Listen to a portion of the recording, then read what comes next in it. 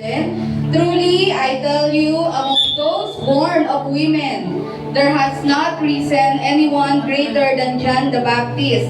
Yet whoever is least in the kingdom of heaven is greater than he. Tayo po'y manalangin sa umagang ito. We thank you, Lord, sa umagang ito na muli kaming magbubulay, muli kaming mag-aaral, muli mo kaming tuturuan, muli ka, Lord, kikilos sa aming mga puso't isipan. Lord, this morning, give us a teachable spirit, a teachable and a humble heart, willing to listen, to admit our faults, our mistakes, and nandun po yung desire, Lord, na patuloy na mabago sa pamamagitan ng iyong salita. Holy Spirit, patuloy kang kumilos sa aming kalagitnaan, na mga salitang ito ay maging paalala sa amin, Lord, ang kapangyarihan ng iyong salita ay kumilos sa aming kalagitnaan. And to thy servant, Lord, maraming salamat muli sa another privilege na magamit to share your word. I pray, God, let thy wisdom, understanding, Lord, and boldness, and anointing be upon thy servant upang magamit mo lamang ako to lift your name, Lord Jesus, in our midst. Salamat po, Panginoon, and we rebuke any form, Lord, of distraction in this place, in Jesus' mighty name. Lord, I pray, magkaroon kami ng kalayaan na makapakinig, andun po yung excitement, andun po yung kagalakan, Lord, andun po yung, Lord God, yung pagnanais ng bawat isa na, Lord, matuto sa umagang ito. Maraming salamat po, ito nga po ang aming sama-samang panalangin, sa ngalan niyo po, Panginoong Yesus. Amen. Malakas po na palakpak sa ating Panginoon. Tayo po yung makakaupo na po. Amen. Good morning po ulit sa buhay po ng bawat isa. Ayan. At tuloy-tuloy po tayo sa umagang ito sa ating theme. Ayan. So, sa buwan ng August, ayan, sabi nga po dyan, Christ's humility is the answer. And of course, alam niyo po, pag pinag-uusapan po talaga natin ang pagdating sa pagpapakumbaba, syempre, unang-una po talaga naiisip natin, walang iba kundi ang ating Panginoong Jesus. Amen? Siya naman po talaga ang nag-exemplify po nito sa atin. Siya po talaga ang nagpakita what it really means to humble down. When He laid down His life. Amen? Nung buong puso, when He willingly, voluntarily, laid down His life para po sa ating mga makasalanan. But of course, sabi nga po doon, isa po sa mga karakter din po sa Bible na talagang every time na ito po ang topic talaga, is ito yung isa sa mga karakter na hindi pwedeng hindi natin dadaanan. Amen? Because mismong si Jesus ang nagsabi kung gaano ka-humble yung taong ito.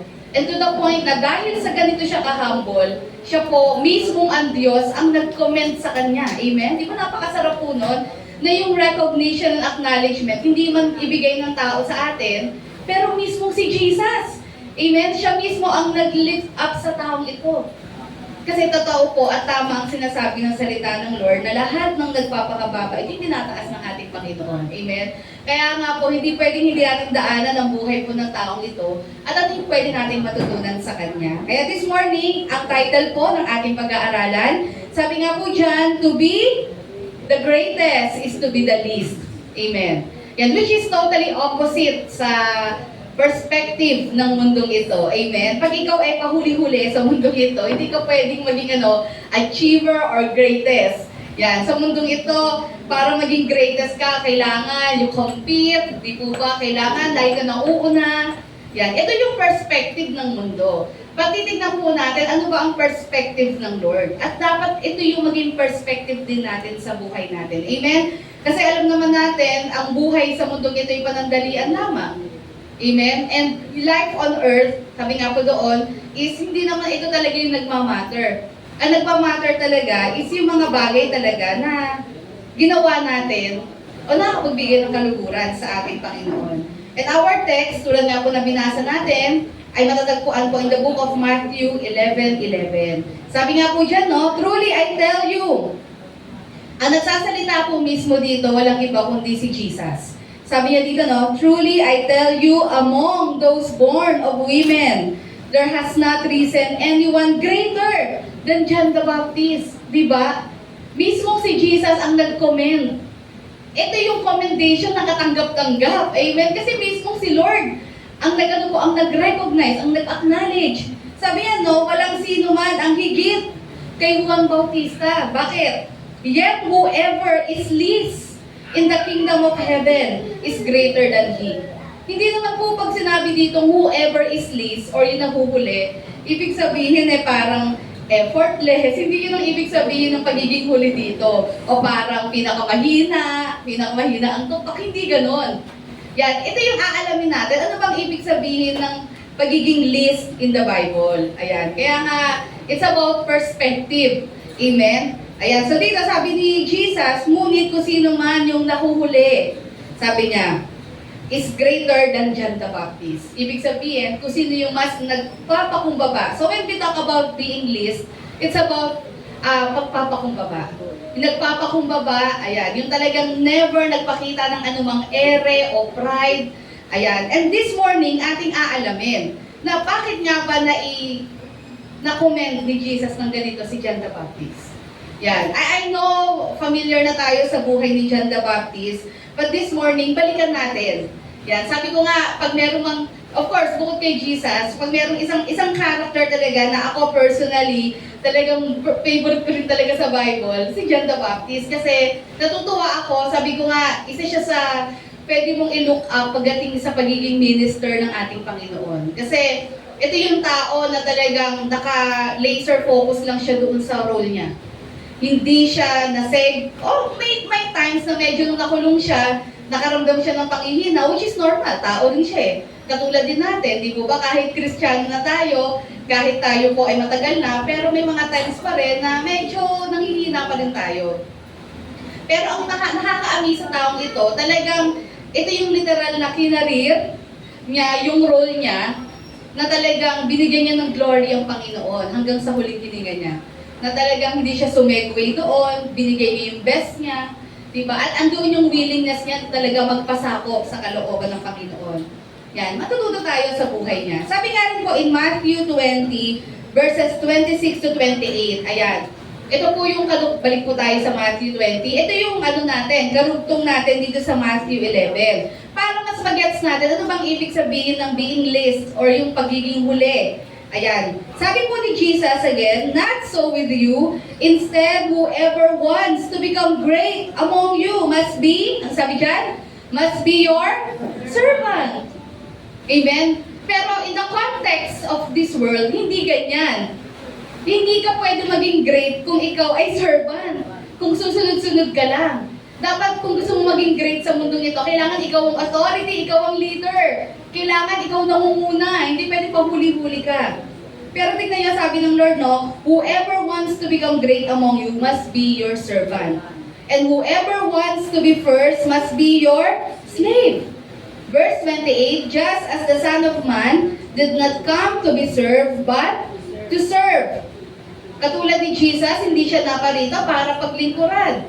Kailan po ba naging ang Lord? Kailan po ba naging parang ang Panginoong Yesus ay parang utos-utos? Di ba hindi naman? Nandito nga siya and most of the time siya nga yung kumikilos. Di po ba just like dun sa washing of the feet, di ba, ng mga disciples? Sabi dito, no, just as the Son of Man did not come to be served, but to serve. And ito po yung paglilingkod na ginawa ni Jesus. Ano po yun? He gave His life as a ransom for many. Amen? So malinaw po sa atin na ang tinutukoy po ni Jesus na pagiging least in the kingdom of God is being a servant. Amen? Sabihin mo nga sa katabi mo, servanthood. Yan. So talagang everyday, no, we really have to remind ourselves, di ba, about being a servant. And hindi lang naman sa church, kahit sa family natin, di ba, kahit sa workplace, or sa anumang lugar tayo, na talagang ma-practice talaga natin ito. Minsan kasi iniisip natin parang kalugian o kawalan sa atin. Diba? Minsan iniisip natin pag nabigyan tayo ng posisyong maliit, parang kawalan sa pagkatao natin, parang ako ba ay nag-aral para ito lang ang gawin ko? Diba? Ako ba ay nakarating sa ganito? Ako ba ay na-promote sa ganito? Ako ba ay matagal na sa ministry para ito lang ang gawin ko? Ayan, na minsan, no, parang kawalan. Na nakalimutan natin na when we serve the Lord, di ba, it's not about the position, but it's about, yun nga, doing kung ano yung pinagagawa ng Lord, maliit man yan o malaki, and giving our best. Yan. In the first place, hindi naman talaga tayo deserve ng anumang bagay na meron tayo. Amen? Yun na lang lagi natin tatandaan. Anumang bagay na meron tayo, even yung salvation natin, hindi tayo karapat-dapat doon. Amen? Kaya magpasalamat tayo sa Panginoon na tayo po unang-una tinawag ng Lord at nakakapaglingkod sa Kanya sa anumang kaparaanan. Amen? Ayan. Okay, sabi nga po doon, when we talk about greatness, sabi nga relative kasi yan. It means it depends sa tao kung ano yung description niya or definition niya ng greatness. Pero of course, sabi ko nga po, hindi natin pag-uusapan yung definition ng mundo. Kasi alam niyo na po ang definition ng mundo pagdating sa pagiging dakila. Ayan. At sabi nga po doon, si John po, okay, balik na tayo sa buhay po ni John the Baptist. Kung titignan niyo po yung buhay ni Juan Bautista, hindi po ito makakonsider ng mundo na ano po, nag-success. Ayan, bakit po? Kasi usually, ang mundo, para masabing successful, madalas nagsisimula saan? Sa rags to riches. Mga ganyang story, no? Parang mga fairy tale story. Nagsimula sa ganito, tapos biglang yumaman, ganyan. Or nagsimulang walang-wala, then naging achiever. And wala namang masama doon, di ba? Wala namang masama kung talagang magiging successful tayo in life. Pero yun nga, when we talk about being great in the sight of God, hindi po iyon ang ibig sabihin ng greatness. Though yun yung greatness sa mundo. Kung titignan mo yung buhay ni John the Baptist, sa base, sa perspective ng mundo, hindi mo maiisip talaga na yung greatness ni John. Bakit po? Kasi nga si John, alam natin, napaka-tragic po ng kamatayan niya. Di po ba? Kung maalala niyo po, pinugutan ng ulo ni John, tapos inihain sa isang silver platter. Di po ba? Doon sa pasaway na anak nga ba yon ni Herod? Di po ba? Na ang nirequest niya talaga, dahil sa kanyang pasaway din na nanay, di ba? Ay ano po, na yung ulo daw ni John the Baptist. So kung titingnan natin, parang ang lungkot, ang tragic ng kamatayan niya. Parang kawawa naman si John the Baptist. John the Baptist almost, actually, ka-age lang talaga siya ni Jesus. 6 months lang naman siya matanda kay Jesus, di po ba? So parang iisipin natin, napaka-short-lived ng buhay niya. So nangyari ito during those times na nagsisimula pa lang yung ministry ni Jesus. So most likely, 30 years old pa lang si John the Baptist. And in the eyes of the world, napakaikli naman ng buhay na yun. Kawawa naman itong taong ito. Diba? Parang after all ang ginawa niya, pero ito yung ending ng buhay niya. Diba? Tragic, pinugutan siya ng ulo. Pero alam niyo, in the eyes of God, alam natin na bagamat sa mundo, tragic yun, pero in the eyes of God, yung ginawa po ni John the Baptist ay ano po, yun po yung nakapagbigay ng kaluhuran sa ating Panginoon. Kasi hanggang sa huling hininga niya, nanindigan siya sa kung ano yung tama, ano yung matuwid. Di po ba? Kaya naman po siya napuputan ng ulo kasi kinorek niya. Kinorek niya si Herod. At sabi niya, nang bababae si Herod, hindi mo asawa yung kasama mo. Ayan. So, nag-stand siya kung ano yung katotohanan at kung ano yung tama. And it cost him his life. Sa mundo, parang sayang, diba? Pero sa mata ng Panginoon, hindi po yung sayang. Kasi at the end ng kanyang hininga, nanindigan siya kung ano yung tama. Amen? Ayan. Kaya nga alam niyo po, ang buhay natin, hindi naman yan kung sino yung matagal, mahaba ang buhay o maikli. Something you will realize. Although, syempre, sino bang hindi nagpe-pray ng long life? Amen? Yan. Pero yun nga po, ano din ang sense kung mahaba ang buhay natin, pero puro tungkol sa sarili lang natin. Amen? Diba? Mas maganda yung mahaba ang buhay natin, then we spend a lot of about this life serving the Lord in many ways. Di po ba? At hindi rin naman po kalugihan kung maikli lang yung buhay. Yan, naalala ko yung isang missionary na at the age of 25, batang-bata, kagagraduate lang ng college, achiever din ito. Sa US, namatay siya, nagpunta sila sa isang lugar sa America, hindi ko alam kung South America. So, missionary siya doon, then, pinatay sila ng mga tribal people doon. Batang-bata ito, 25 years old, sabi ng mga tao, ay nasayang yung buhay nito, matalinong bata, gumraduate ng kolehiyo, marami itong maaabot. Yan, pero sabi nga ng mga tao sa paligid niya, hindi nasayang yung buhay niya. Kasi hanggang sa huling hininga niya, ibinigay niya yung buhay niya para sa Panginoon. At walang buhay na nasasayang, maikli man yan o mahaba, kung ito'y pinapagamit mo sa Lord. Ang sayang na buhay, ay yung buhay na pagkahaba-haba, pero puro patungkol sa sarili mo lang. Di po ba? At walang Panginoon doon sa buhay na iyon. Amen? Yan. But still, walang masama to pray for long life. Amen? Di ba? Sino bang hindi nag-a-aspire ng mahabang-mahabang buhay? Ayan. Pero let us make sure na we make the most of our life para po sa kalwalhatian ng ating Panginoon. Amen? Ayan. Sabi nga po doon, Yan, God's view of greatness is far from how the world view it. Yan, sabi nga po doon, ang mundo, they view it based on fame, kasikatan, or sa achievement. Pero yun nga po, ang Lord, He labeled greatness based kay John. Di ba kay John the Baptist? And this morning, ito po yung pag-aaralan natin. We will look up, or we will look into the life of this man, kung ano ba yung meron sa kanya, bakit talagang nadakila siya ng ganito mismo ni Jesus. Yan, tignan natin paano ba siya nabuhay at ano yung pwede natin matutunan through his life. So, tatlong bagay po ulit. Number 1, sabi nga po doon, pakibasa po natin, he values inward quality than outward appearance. Ayan. So, si John the Baptist po, mas pinahalagahan niya yung ano po, yung panloob. Ayan, kesa yung panlabas. Although hindi naman masama na nag-aayos ka, nagiging, kumbaga presentable ka, ayan, pero ang tanong, ano bang mas, ano ba yung mas pinupokusan mo? Yung panlabas mo, na maging pleasing ka sa mata ng iba, or yung heart mo, di ba? Na hindi nakikita ng tao, pero alam mo, ang Lord na nakakakita. Yan. Kasi mas madaling mas madaling pagtuunan ng pansin yung panlabas natin. Kasi nga, by nature, tayo mga tao, people pleaser tayo. Totoo po ba yun? Totoo po yun. Kahit anong gawin natin, aminin natin na we crave for acknowledgement. Naghahangad tayo niyan na ma-acknowledge tayo, mapuri tayo. Kaya nga po, tuwang-tuwa tayo pag nakakarinig tayo ng ng mga papuri. Pero yung mga bagay na nangyayari sa inward natin, sa puso natin, di ba? Hindi naman ito nakikita ng mga tao sa paligid natin. Hindi nila nanonotice ito. Pero naniniwala ako, hindi man nila nanonotice ito, but eventually, di po ba, ano po ito lalabas ito sa atin, magniningning ito sa atin. Amen? Yan, sabi nga po doon, the first thing that every person notices is the outside appearance. Yun naman ang totoo. Pag ikaw pumunta sa isang lugar at may nakita kang tao, ano mo naman napapansin? Aminin nyo, physical niya. Ay, ang ganda niya, ang gwapo niya, ang tangkad niya, ang ganda ng ngipin niya, ang ganda ng mata niya, ganyan-ganyan. Di po ba? Yan talaga yung first na impression natin. Pwede mo bang sabihin pagkakita mo, ay, yung bait niya. Siyempre, hindi. Hindi mo naman siya kilala Then kalaunan, pag nakilala mo na siya, ay grabe pala, no? Puro lang pala ganda, puro hindi. Di ba? Yung pala nakasama pala ng ugali. Ayan, kalaunan, saka mo lang madidiscover, di ba, yung ugali. Kasi yun naman talaga ano ba yung bagay na nakikita na, ang mata natin, di yung itsura. Ayan, sabi nga daw, the first thing that every person notices is the outside appearance, but what is lasting is what's on the inside. Pero ang naglalast talaga is kung ano yung nasa puso natin. Kaya huwag lang puro ganda, puro papogi ha. Kasi alam nyo, saglit lang yan Time will come, di po ba, mas ma-appreciate kayo ng mga tao sa paligid nyo, hindi na lang sa looks ninyo. Di po ba? Time will come, mas ma-appreciate kayo sa character.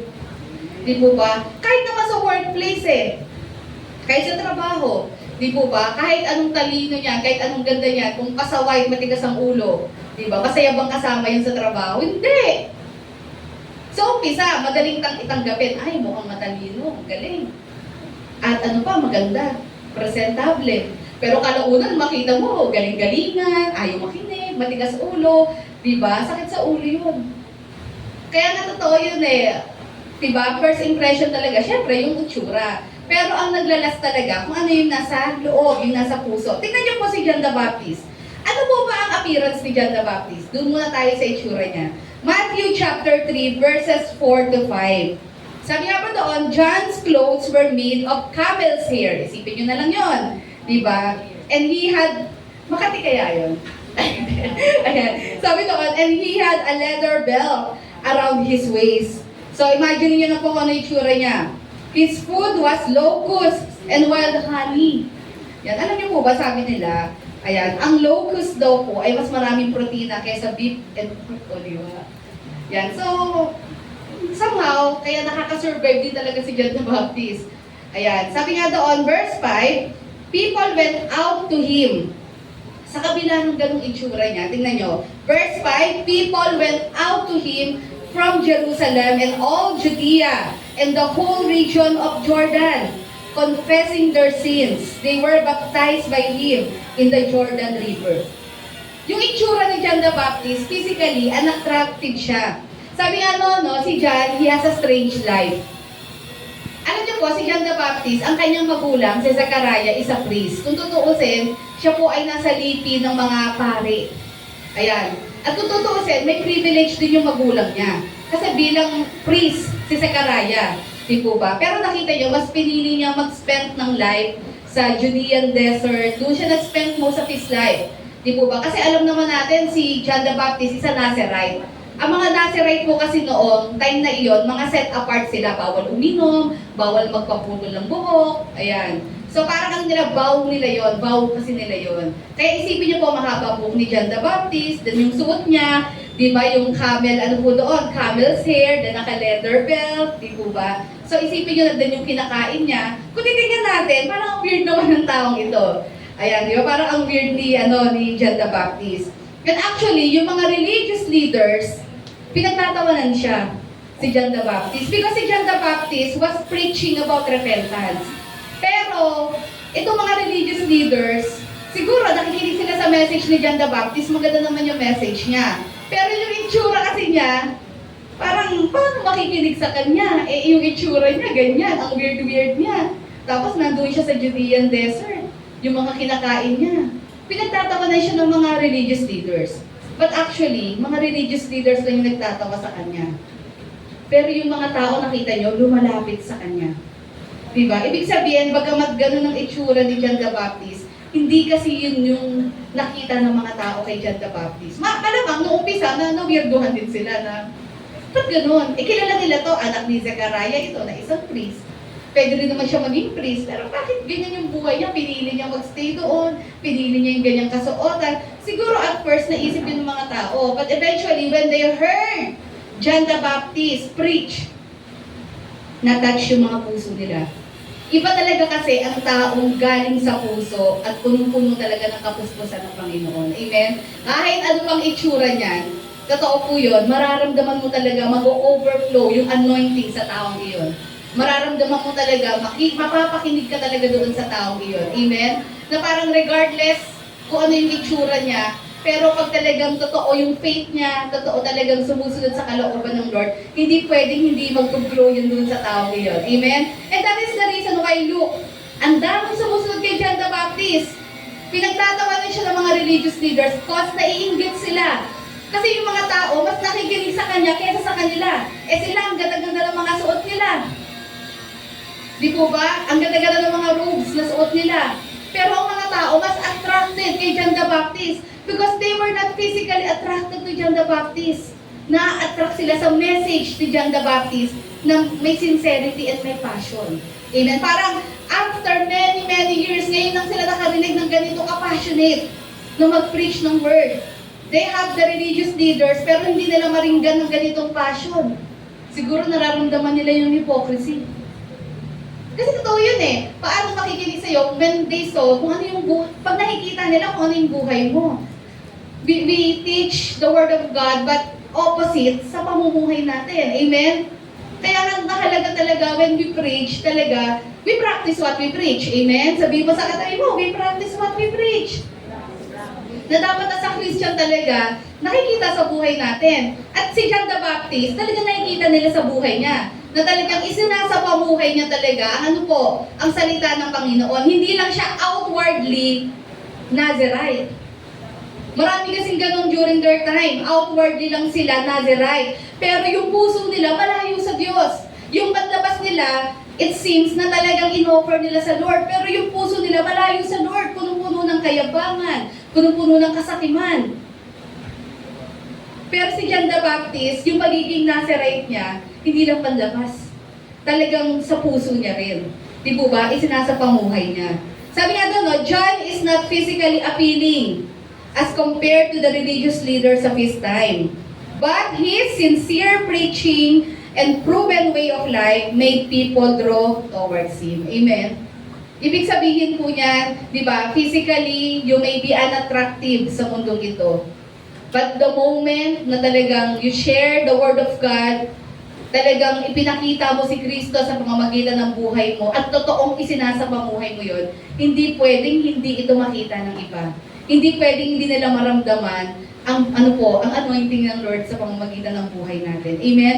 Kaya tandaan po natin, no, bilang mga Kristiyano, napakahalaga po ng testimony ng buhay natin. Kaya nga sabi nga doon, no, John the Baptist values inward than outward appearance. Wala siyang pakialam sa itsura niya. Ang mahalaga, alam niya sa puso niya, he is serving the Lord. He is doing his role, fulfilling what he has called to do. Ginawa niya ito ng buong puso, walang takot, kinokorek niya even the religious leaders, kasi alam niya ito yung tama at ito yung dapat gawin. Amen? At talagang nararamdaman ng mga tao yung pagiging totoo niya. Tingnan niyo po, Mark chapter 6 verses 19 to 20. Isa pa pong example natin. Ito po yung kay Herod. So Herodias nursed a grudge against John and wanted to kill him. But she was not able to because Herod feared John and protected him, knowing him to be a righteous and holy man. Si Herod po, mismong si Herod siya mismo, alam niya na si John the Baptist he is a righteous, matuwid at banal na tao. Ibig sabihin, kitang-kita talaga sa taong ito na bubuhay ng tama sa harap ng ating Panginoon. Amen? Yan, sabi nga doon, when Herod heard John, he was greatly puzzled, yet he liked to listen to him. Nawiwirduhan din siya, pero natutuwa siya makinig kay John the Baptist. Amen? Kaya alam niyo, minsan, it's not about pagiging magaling sa pagsasalita. It's not about the physical appearance. Pero alam niyo, kapag talagang galing sa puso natin, yung binabahagi natin, at talagang tumutugma din sa pamumuhay natin, imposibleng walang taong mapagpapala ng salita ng Panginoon. Just like those followers. Nagkaroon ng followers si John the Baptist. Imagine niyo ganun yung tsura niya, pero maraming sumunod sa kanya, maraming naniwala sa kanya. Because they felt yung sincerity niya. They felt his heart. Na totoo talagang servant ito ng ating Panginoon. Amen? Sabi nga po doon, though people are easily attracted to physical appearance, but it is the heart and character in the long run that draws them nearer. Diba? Sa umpisa, lalapit sila kasi ang ganda ng itsura niya. Pero kalaunan, lalayo na. Pag nalaman nilang medyo iba pala ugali nito. Pero ang mas magpapalapit pa sa kanila at mas magpapaspark pa ng curiosity nila at magnanais pa silang kilalanin ka pa ay kapag nakita nila yung busilak ng karakter mo. Nakita talaga nila yung karakter ni Jesus na talaga nagpamanifest sa buhay natin. Sabi nga doon, bakit? Tandaan natin, ang mga tao spiritually hungry pa rin yan. Ang mga tao ay longing. Bagamat maraming tao, they deny their need for Christ, pero marami pa rin tao, talaga deep down, ang longing pa rin. Saan po? Sa comfort, blessing na nanggagaling sa salita ng ating Panginoon. Sometimes, maraming tao na sadyang lang sila kumbaga parang na-stumble lang sila. Because maaring they experience people sa paligid nila na hindi talaga nakita yung karakter ng Panginoon. At ito yung naging dahilan kung bakit distant sila, ayaw nilang makinig. Yan. Pero yung maiparamdam mo kung talagang galing sa heart mo, yung pagiging Kristiyano mo, imposibleng hindi nila maramdaman yon. Imposibleng hindi nila ma-feel yung presence ng Lord sa pamamagitan ng buhay mo. And this is the same thing with John the Baptist. Amen? Kaya nga sabi po dito, bakit naging powerful yung preaching ni John the Baptist? Kasi nakita sa buhay niya. Amen? Nakita sa buhay niya. Unlike the religious leaders ng mga panahon yon, they preach but hindi nakikita sa buhay nila. Hindi sila nagpa-practice ng mercy sa mga tao. Hindi sila nagpa-practice ng ng pagtulong sa mga tao. Pero ang hilig nilang mag-utos at ang hilig nilang magturo na dapat ganito, ganyan ang gawin, but hindi nila sinisimulan yon. At ito yung nakita nila kay John the Baptist. Amen? Kaya sabi nga doon, number 1, what makes John great in the sight of God? Kasi nga po, talagang isinabuhay niya. Di po ba? Isinabuhay niya, hindi lamang po yung preaching na yung sinuturo niya. At talaga nakita talaga ng tao sa kanya na na talagang totoong lingkod siya ng ating Panginoon. Number 2, what makes John great in the sight of God? Bakit sinabi ni Jesus na si John po ay great? Number 2, anong sabi po dyan? Because he values faithfulness than fame. Amen? Para kay John the Baptist, hindi mahalaga ang sumikat, makilala, ma-recognize. Ang mahalaga, maging tapat sa kung ano ang pagkakatawag ng Lord. Tama po ba yun? Yan, di ba, no? Na at the end of this life, ang pinakamahalaga, maging faithful tayo to what God has called us to do. Amen? Sabi nga doon, basahin po natin, John chapter 1, verses 19 to 23. Now this was John's testimony when the Jewish leaders in Jerusalem sent priests and Levites to ask him who he was. Verse 20, anong sagot ni John? He did not fail to confess, but confess freely, I am not the Messiah. Agad-agad niyang sinabi, no? Hindi ako ang tagapagligtas. Ayan, though pwede niyang i-claim yun. Alam niyo ba, nung time na iyon, akala ng maraming tao, si Jesus na yung si John na yung Messiah.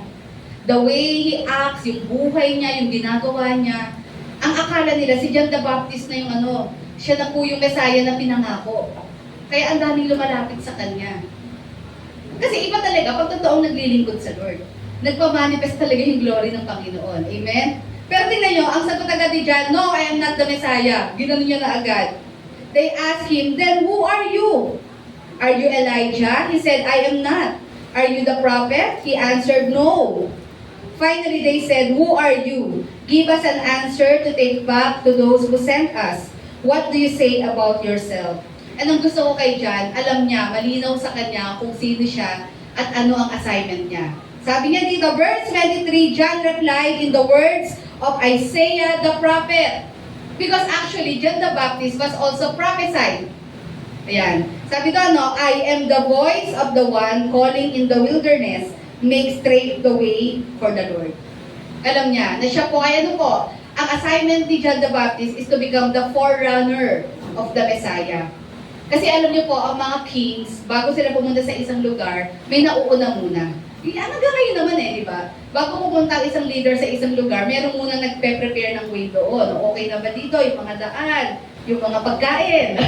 Siyempre, yun yung pinaka-exciting Mga pagkain, okay na ba? O yung mga yung mga design dito, yung stage. Yan, saan titira? Saan ganito? Anong iinumin? Di ba? O yung mga bodyguards dito, okay na ba? Meron na una. Kasi inihahanda niya yung way. Para pagdating ng king, pagdating ng leader na iyon, ready na lahat. Wala na magiging problema. Dito po kayo matutulog, dito po kayo tatayo, ito po ang mikropono ninyo, ganyan-ganyan, di ba? Ito po yung mga itinerary ninyo.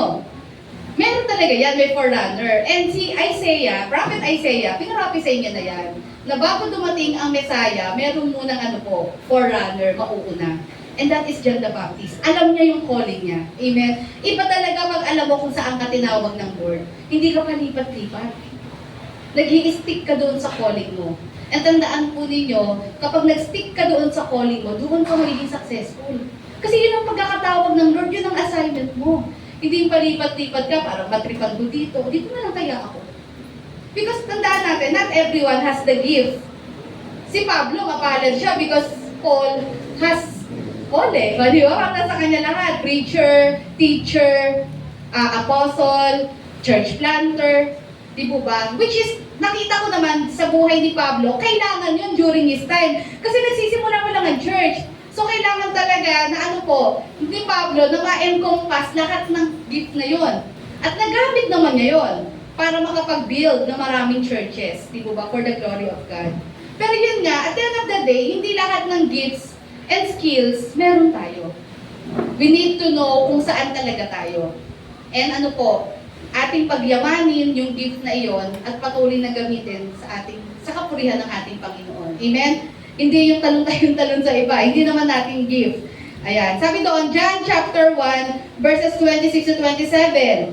Tingnan niyo po, I baptize with water, John replied, but among you stands one you do not know. He is the one who comes after me, the straps of whose sandals I am not worthy to untie. Sinabi niya ulit, no? Yan, ako yung nagbabautismo sa pamamagitan ng tubig. Pero may darating na mas higit sa akin, na kahit yung strap ng sandalyas niya, unworthy ako na i-antay yun. Grabe, no?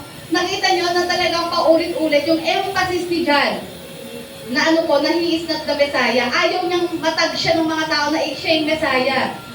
Pero kung si John ay after sa kasikatan, pwede niya isipin, sige, magpanggap na nga ako, panindigan ko na, siya, ako nga ang Messiah. Pwede niya gawin yun Pero he knows his calling. And he is faithful sa kung ano yung pagkakatawag ng Lord sa kanya. Hindi siya after sa kasikatan. Kung yun talaga ang habol niya, pwede niyang gawin. Pero hindi kasi yun eh. Pag naglingkod tayo sa Lord, hindi naman tayo after sa pagiging sikat or acknowledgement, papuri o trophies. Hindi naman yun eh. After tayo sa pagiging tapat hanggang sa kahulihan. Doon sa pagkakatawag ng Lord sa atin. At John chapter 3, verses 25 to 29, an argument developed between some of John's disciples and a certain Jew over the matter of ceremonial washing.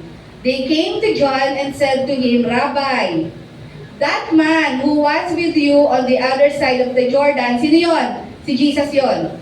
The one you testified about, look, he is baptizing and everyone is going to him. Sabi nila, teacher, yung binautismohan mo doon sa may Jordan River, oh, nagbabautismo na rin siya ngayon. Parang dating yung ginagawa mo, ginagawa niya na rin. Diba? Parang tingnan mo, ikaw noon ang gumagawa yan, pero ngayon meron na. Nakagagawa din ang nagagawa mo. At ang matindi, marami ng tao mas lumalapit sa kanya. Diba? Sa dalawa lang pwede mo maramdaman, matetreten ka o matutuwa ka. Di po ba? Because John the Baptist knew his calling. Faithful siya dun sa calling niya. Alam niya, hanggang dito lang ako. Ito lang ang pagkakatawag ko. Hindi ko pwedeng i-grab yun eh. Yung acknowledgement na yun. Kasi para kay Jesus yun. Siya naman talaga ang dapat tumanggap ng papuri at pagsamba. Hindi ako. Dapat lahat ng glory, lahat ng faith sa Kanya. Ako'y tagapanguna lang. Ako'y forerunner lang. Di po ba? Minsan no, yung mga tao din sa paligid, sila din yung nagaganon eh, no? Nagpuputyok. Tignan mo, ganyan-ganyan. Mamaya wala ka na dyan, papalitan ka na dyan. Kahit sa trabaho minsan, no? Papalitan ka na. Kasi parang yung bago dating, mas magaling, no? Mas matalino. Kasi medyo bida-bida eh, dun sa boss. Diba? So, are you threatened? Yan, or masaya ka. Tingnan natin. Tingnan niyo po ang response ni John. Verse 27, to this John replied, a person can receive only what is given them from heaven. Amen? Kung ano lang ibigay ng Lord sa akin, tatanggapin ko yun. Sabi niya doon, you yourselves can testify that I said, I am not the Messiah. Inulit niya na naman. But I am sent ahead of him. The bride belongs to the bridegroom.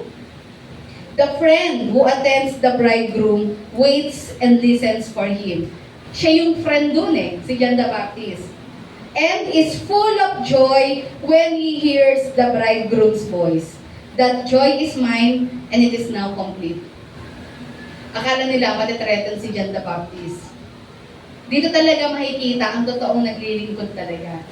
Di po ba? Kahit hindi lang in the church, even in the field of governance, sa government natin, dito talaga makikita ang totoong naglilingkod. Kapag merong nag-a-arise na another leader na nakikitaan talaga ng galing, hindi lang skill, but at the same time, yung ano rin, yung dignity din. Di po ba? Nakikitaan din ng magandang pamamalakad. Ano mararamdaman mo kung ikaw yung incumbent, ikaw yung nakaupo? Maiinggit ka ba sa kanya? Kasi maganda yung performance niya, tapat pa siya sa paglilingkod, kasi ikaw hindi. Yung wala, ikaw pala yung corrupt, di po ba? So kung talagang totoong naglilingkod ka sa bayan, hindi ka makakaramdam ng threat yun. Imbes, matutuwa ka pa na may papalit sa'yo. Di ba? May matutuwa ka pa na the best ka itong papalit. Ibig sabihin, magiging panatag ako kasi itong bayan na hinahawakan ko ay mapupunta sa maayos na pamamalakad. Pero kung hindi ka talaga totoong nagsiserve, ang mararamdaman matitreaten ka, hindi pwede. Hindi pwedeng mapalitan ako ng taong ito. Kailangan hanggang sa kahuli-hulihan ng lagi namin kami ang uupong mayor dito. Diba? Diba? No? Pang ilang generation na pala. May nabasa ko, 1960s pa sila nakaupo. Grabe, no? Talagang lahat. Bata pa lang, no? Magiging mayor ka. Mayor, vice mayor. Yung asawa mo, konsehal, magiging vice mayor. Mayor, magiging governor. Pagkatapos ng governor, balik ka mayor. Diba? Paikot-ikot na lang no? Sa Pilipinas. Paikot-ikot na lang yung mga political leader natin. Diba? Oh well, syempre naboto. Sino man dapat sino mga naboto? Binoboto ng binoboto Though, eto hindi ako against sa ganon. Hindi ako against sa yung mga pamilya. Against ako doon sa pamilya, tapos puro korapot ang ginagawa. wala namang magandang nagawa. Kasi meron naman talagang mga pamilya ng mga politicians na maganda naman ang ginagawa. Ibig sabihin na ipapasa nila yung magandang ginagawa nila. So okay ako doon. Ang masakit dyan kasi, yung mga politiko na sila-sila na lang, then ipapasa lang nila yung magiging corrupt nila sa mga anak nila. Diba? Tapos wala nang mangyayari, wala nang improvement. Buti pa yung Pasig no? Diba nakita nyo? Eh syempre Christian yun si Mayor Vico di ba? Naisingit ko pa yun. Hindi, totoo yun, di po ba? Na talagang yung pinalitan po niya doon, yun, dynasty yun. Since 70s or 80s pa yata nakaupo yun. Pero yun nga, sabi ko nga, since yun ang calling ng Lord sa kanya, di ba, naluklok siya doon, di po ba? At nakita naman natin performance niya. Siyempre nakikibalita ako sa mga kilala ko sa Pasig. Hindi pwedeng hype lang ng internet. Kailangan makibalita ka sa mga mamamayang Pasigenyo. O, kumusta naman si Mayor Vico? Okay naman daw talaga. Anyway, yun yung point ko doon. Kapag ikaw talaga totoong nagsiserve ka, hindi ka threatened. Dapat nga mas masaya ka na it's in good hands, di ba?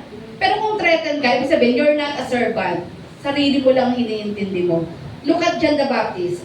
Sa case naman ni John, hindi naman lang si Jesus Parang kasunod niya lang, di ba?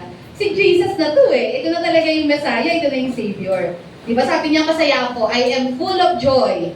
Ayan. At kumpleto na yung kagalakan ko. Bakit? Ang naramdaman ni John the Baptist, hindi siya na-threatened. Ang naramdaman niya, mission accomplished. Nagawa ko yung assignment ko. Di ba at the end of our life as a Christian, yun ang pinakamahalaga na, Lord, mission accomplished. Nagawa ko yung pinagagawa mo sa akin sa mundong ito. At ready na tayo na pumaroon sa ating Panginoon. Ready na po ba kayo? Pumaroon sa Lord? Now na?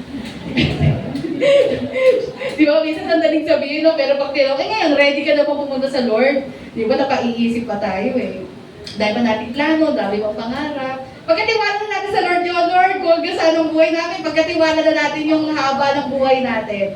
Ang mahalaga, as long as we live, huwag nating sayangin. Sabihin mo sa katabi mo, huwag mong sayangin ang buhay mo.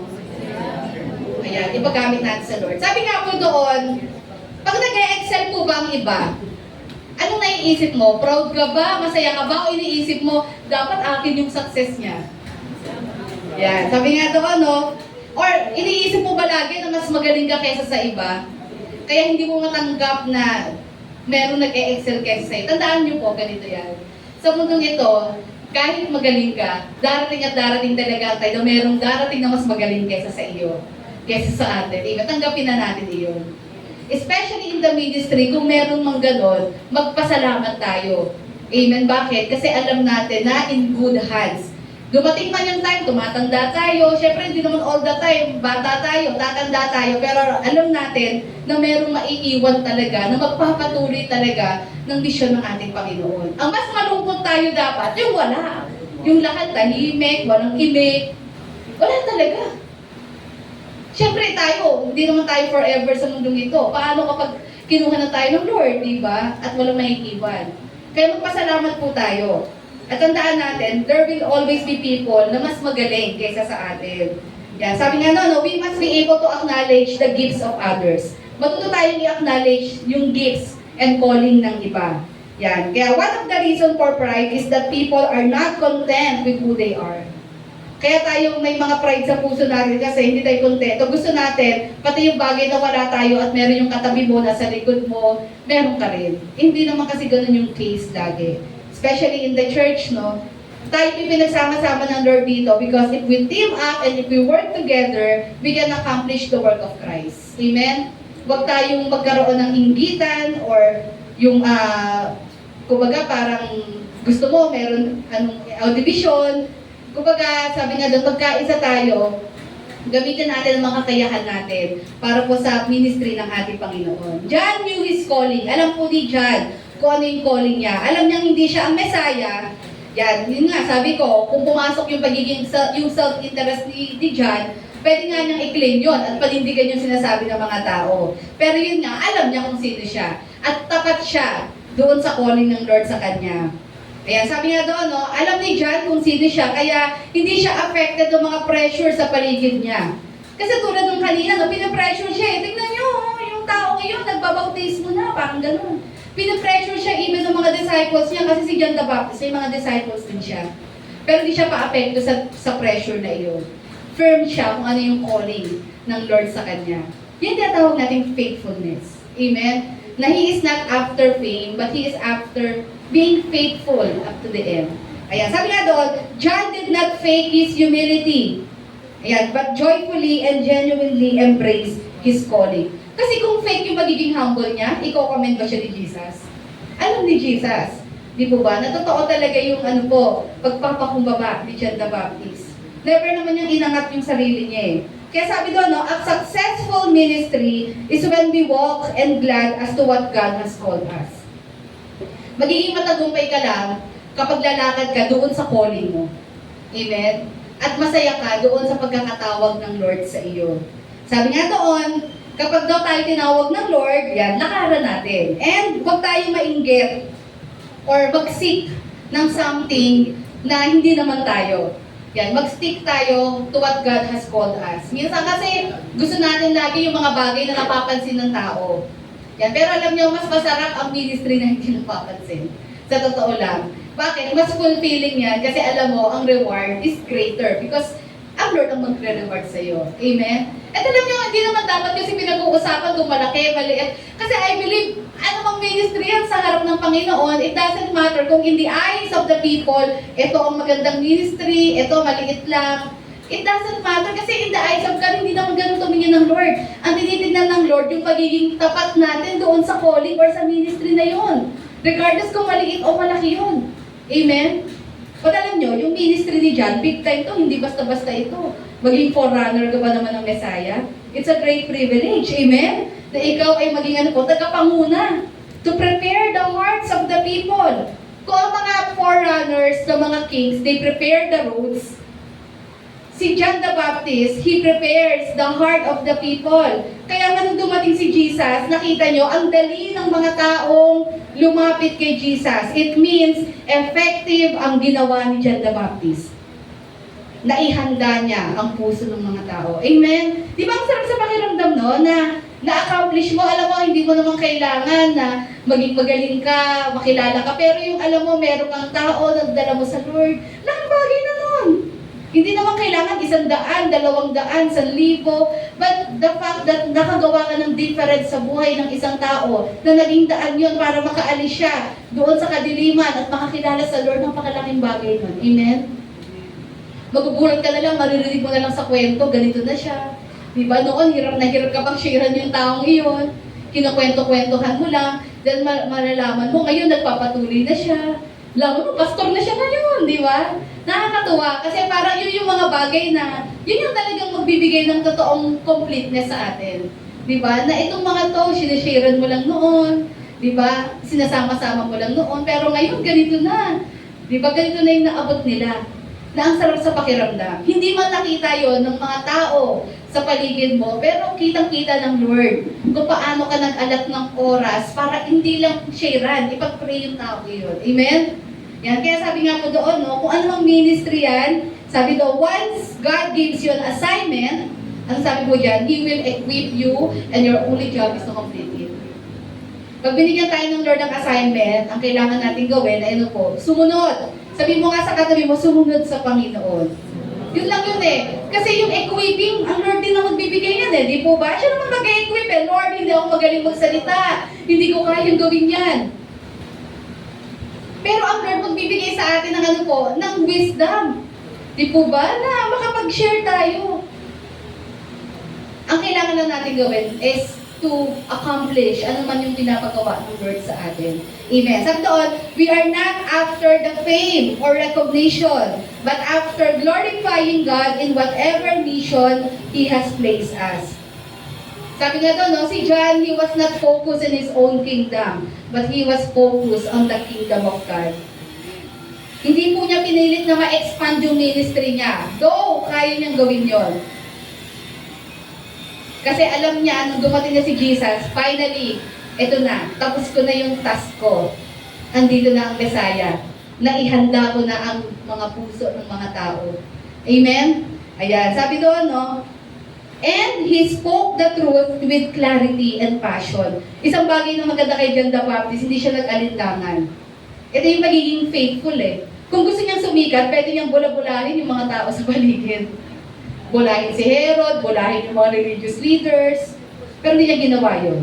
Nanindigan siya sa katotohanan. Alam niya, pag nagsalita siya ng katotohanan sa mga taong ito, alam niyang masasaktan sila, alam niyang magagalit sila. Alam niyang magiging inconvenient yun sa kanya. Pero mas pinili niya maging tapat sa Diyos kesa ang makuha o mapukaw ang puso ng mga taong ito. Itong mga religious leaders and sina Herod. Kaya sabi niya doon, no, he spoke the truth with clarity. Simple lang. Punong-puno ng passion. While yung mga ibang Israelites, tuwang-tuwa makinig sa kanya. Kasi nga nararamdaman talaga nila yung yung talagang heart ng Lord kay John the Baptist. Sumusunod sa kanya yung mga taong tanggap nila ang pagkakamali nila at willing silang magpabago. Pero pag talagang matigas ang ulo at mataas ang tingin sa sarili, magiging katulad tayo ng mga religious leaders na pagtatawanan si John the Baptist, aawayin si John the Baptist, di ba kukontrahin si John the Baptist? And most of his preachings against sa kanila. Yung pamamalakad nila.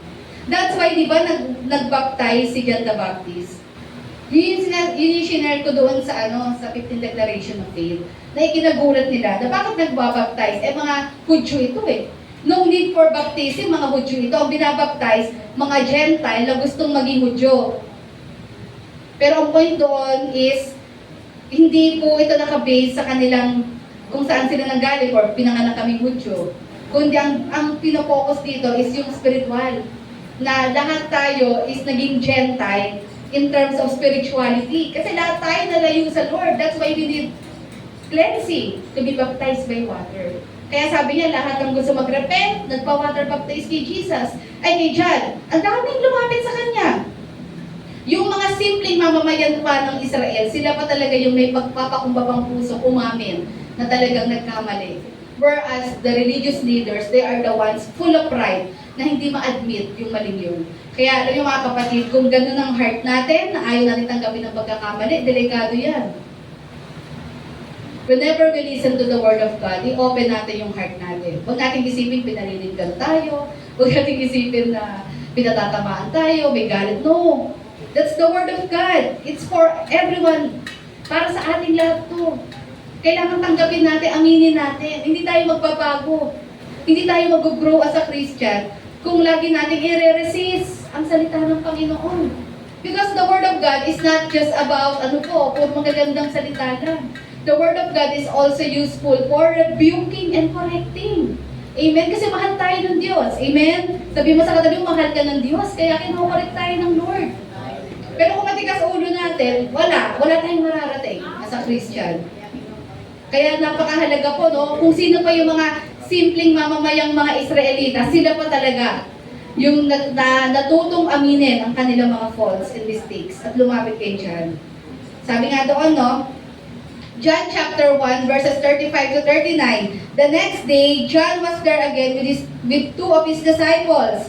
When he saw Jesus passing by, he said, "Look, the Lamb of God." When the two disciples heard him say this, they followed Jesus. Turning around, Jesus saw them following and asked, "What do you want?" They said, "Rabbi," which means teacher, "where are you staying?" "Come," he replied, "and you will see." So they went and saw where he was staying, and they spent that day with him. It was about 4 in the afternoon. Nakita niyo po, meron dalawang disciples, si John the Baptist, na nung dumaan si Jesus, sabi ni John, ayan, the Lamb of God who takes away the sin of the world. Anong ginawa ng dalawang disciple ni John? Dali-dali silang sumunod kay Jesus. And they left John. Nainis ba si John? Ano nga, ba't kayo alis? Di ba? Dito kayo sa akin. Hindi siya nainis. Hinayaan niya. Alam niyo po ba, isa doon ay si Andrew. Si Andrew was an original disciple of John the Baptist. Pero dito mo makikita na talagang epektibo si John the Baptist sa ministry niya. Kasi na-ready niya si Andrew. Kaya nung nakita nila si Jesus, alam ni Andrew kung sino si Jesus. Kumbaga, naging great mentor din talaga si John the Baptist sa mga disciples na ito na sumunod kay Jesus. Amen? Yan. He points the people away to himself and towards Jesus. Ito ang ginawa ni John the Baptist. Nung dumating si Jesus, unti-unti niya nang tinuturo. Paalis sa sarili niya ang mga tao at papunta kay Jesus. Ika nga nawala na si John the Baptist sa limelight. Nung una, nasa kanya, center of attraction. Tuwang-tuwa ang mga tao sa kanya. Then, nung dumating si Jesus, siya pa mismo ang nagsasabi niya ng Messiah. He is the Lamb of God. Unti-unti na umalis ang mga tao kay John, napunta na kay Jesus. Pero hindi kailanman nakaramdam si John ng inis, ng inggit. In fact, he was joyful and he felt na naging kumpleto na-accomplish niya na ang kanyang task. Amen? Sabi nga doon, it is not about being well known in the world, but remaining faithful to what God purposely created us for. Amen? Hindi ito sa pagiging dami ng tagasunod o pagiging sikat, kung hindi, yung pagiging tapat natin.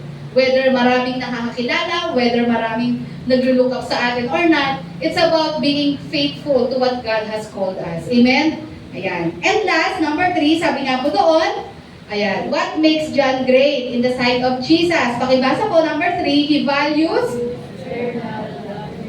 eternal than earthly impact. Ayan, Luke chapter 3, verse 3. He went into all the country around the Jordan, preaching a baptism of repentance for the forgiveness of sins. Ano pa po sabi sa Matthew chapter 3, verses 7 to 10? But when he saw many of the Pharisees and Sadducees coming to where he was baptizing, he said to them, "You brood of vipers, ulupong ng mga ahas, who warned you to flee from the coming wrath? Produce fruit in keeping with repentance." Ang bigat ng message ni John na yun. Sabi, sino may sabing exempted kayo sa paghahatol ng Diyos? Diba? Walang nakakapagsalita sa mga Pariseo at Sadduceo ng ganyan. Parang sa isip nila, sino pa itong nakasuot ng camel's hair? Diba? Nang magsasabi sa amin na kami ay hindi exempted sa paghahatol ng Diyos. Mabigat yung sinabi ni John, verse 8, produce fruit in keeping with repentance. Anong sabi ni John dyan? Ang sinasabi po ni John na dapat, yung kung totoo kayo naglilingkod sa Lord, namumunga kayo, nakikita sa buhay nyo, nakikita sa pag-uugali nyo. Pero malamang hindi. Kaya nga niya kinonfront itong mga religious leaders. And do not think you can say to yourselves, we have Abraham as our father. I tell you that out of these stones, God can raise up children for Abraham. The axe is already at the root of the trees, and every tree that does not produce good fruit will be cut down and thrown into the fire. Ito po sinasabi ko, kung gusto po ni John na talagang magpa-impress at sumikat sa mundo, hindi niya gagawin to. Kung hindi uutuin niya itong mga religious leaders. But John is after creating an impact in heaven rather than creating an impact on earth. Kaya mas nag-focus siya, nagkawin kung ano yung calling niya. And that is to spoke about kung ano yung katotohanan. Matthew chapter 14 verses 3 to 4.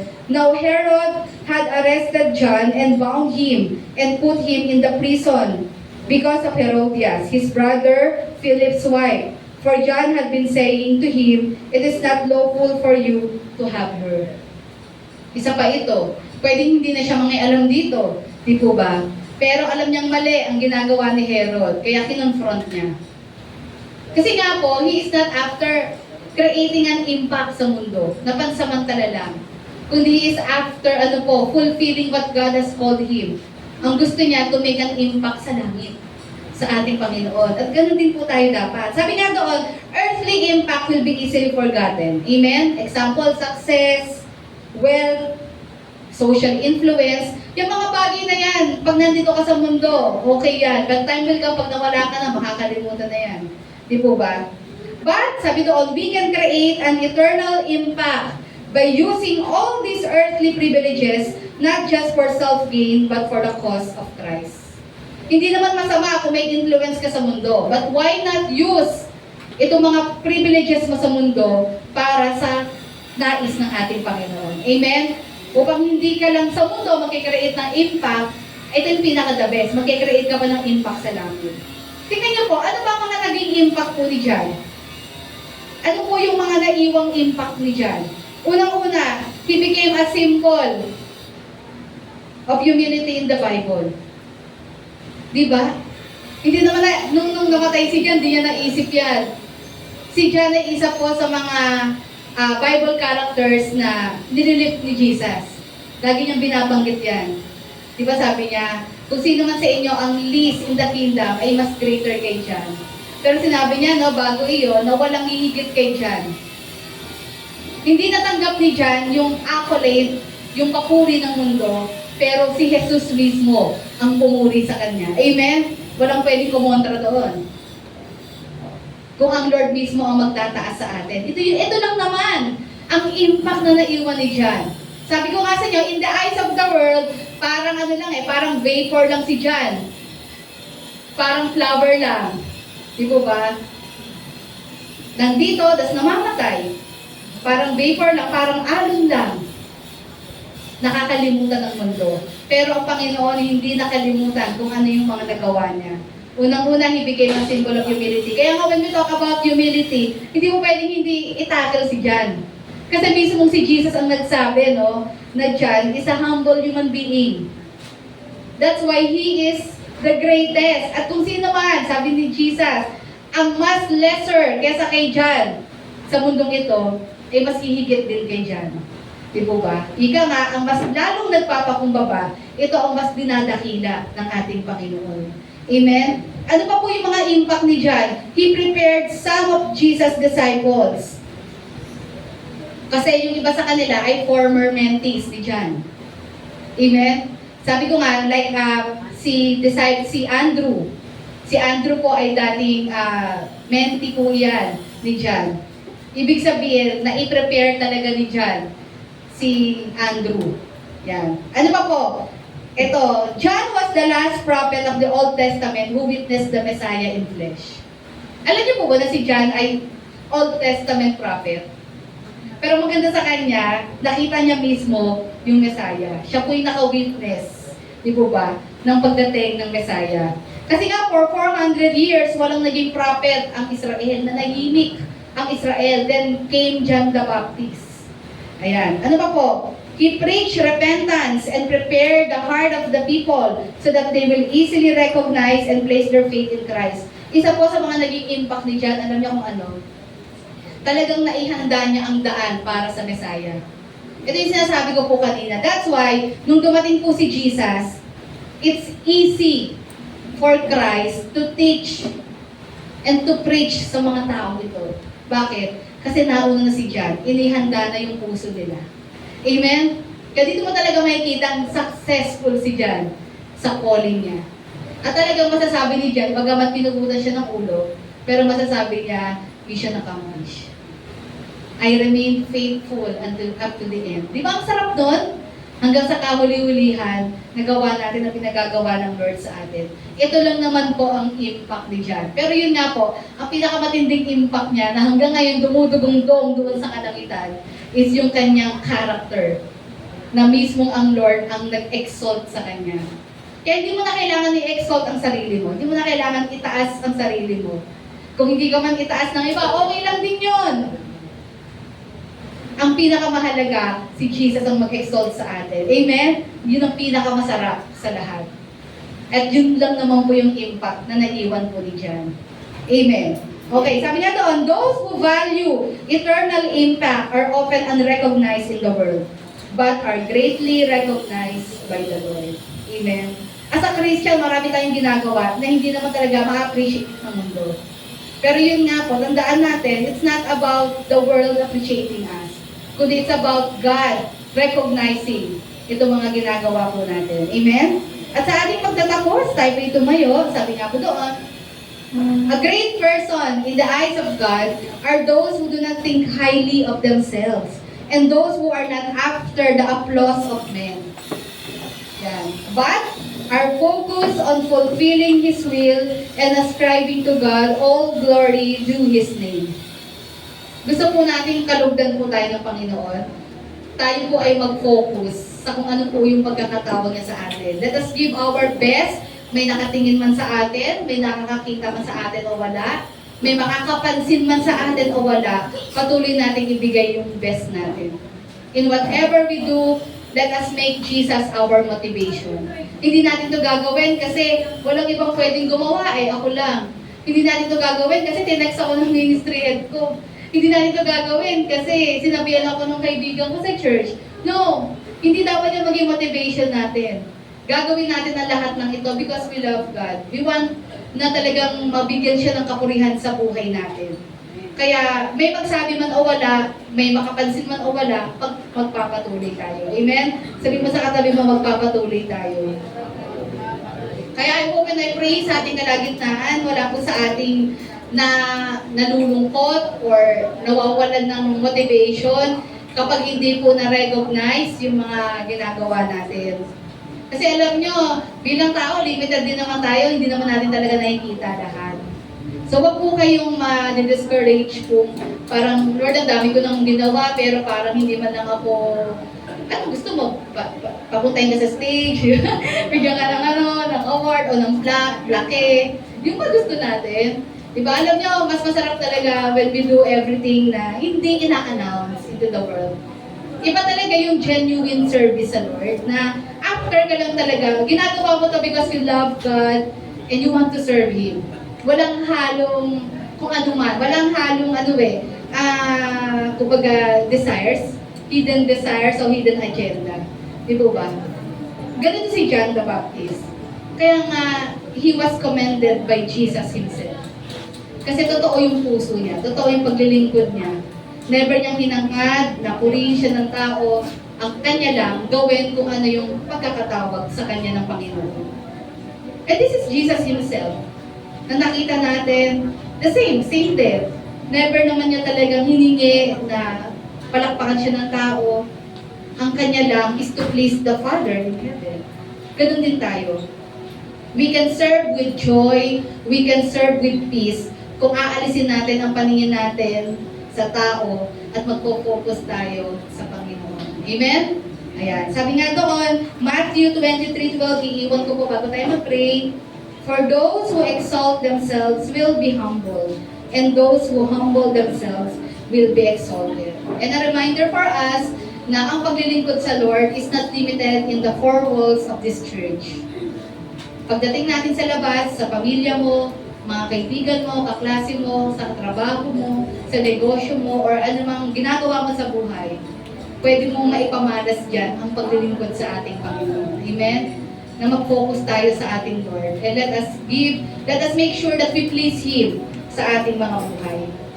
Because at the end of the day, wala pa rin hihigit sa commentation na si Jesus mismo ang mag-a-ascribe sa atin. Amen? Yan. Tayo po'y manalangin. Salamat po, Panginoon, sa umagang ito. For this great revelation, this message, Lord, sa aming lahat. Salamat sa pagpapaalala sa amin na ang lahat po ng mga ginagawa po namin, Lord, ay hindi nawawala ng kabuluhan. Na Lord, we cannot base our word base po, Panginoon, sa acknowledgement at tingin ng mga tao. But Lord, wala man pong pag-acknowledge ang iba, ikaw po ang nakababatid, nakakakita ng lahat ng ginagawa ng iyong mga lingkod. Lord, tulungan niyo po kami to walk in humility always. Alisin niyo po anumang pong kapalaluan, Lord, kataasan ng tingin sa sarili, sa aming mga puso, in Jesus' mighty name. Give us a humble and a teachable heart, Lord. Willing to learn from you every day, willing to know you more, willing to submit to your ways. And Lord, help us to live by faith and not by sight. Na Lord, lahat ng gagawin namin, we will do by faith. Gagawin namin with or without the recognition of people around us. Gagawin po namin ang mga ito dahil mahal ka namin and we know you deserve, Lord, na all the best at mapaglingkuran sa pamamagitan ng buhay na ito. Lord, just like John the Baptist, nawa, magkaroon din kami ng ganitong puso, Lord God, na alam namin yung pinaka-calling mo sa amin, and we will do it faithfully, Lord God, no matter what, hanggang sa huling hininga namin. Salamat po, Panginoon. Ikaw po ang nakakaalam, Lord, ng lahat ng ginagawa ng bawat isa, Panginoon. Maaring sa mata ng tao, maliit, malaki, may label po ang lahat ng bagay, but in your eyes, Lord, you look into the heart. Tumitingin ka sa puso, tumitingin ka sa pagiging genuine ng paglilingkod sa inyo. Nawa matagpuan niyo po na totoo, authentic ang mga puso namin sa paglilingkod sa inyo. Salamat po sa umagang ito, Lord, sa iyo po namin pinagkakatiwala ang aming mga buhay at nawa maging daan ito na mas lalo po kami maging motivated to serve you, Lord, not just inside the church, but wherever we are, na mabitbit po namin ang iyong pangalan, ang iyong kalwalhatian sa pamamagitan po ng buhay na ito. Sa iyo namin tinataas, pinagkakatiwala ang lahat. Bless each one of us at nawa ang mensaheng ito ay nagturo, nagpaalala, nagpalalim ng aming pagkakaunawa sa iyong nais at kalooban. Ito nga po ang aming sama-samang panalangin sa pangalan niyo po, Panginoon Jesus. Amen. Palakpakan natin ang Lord.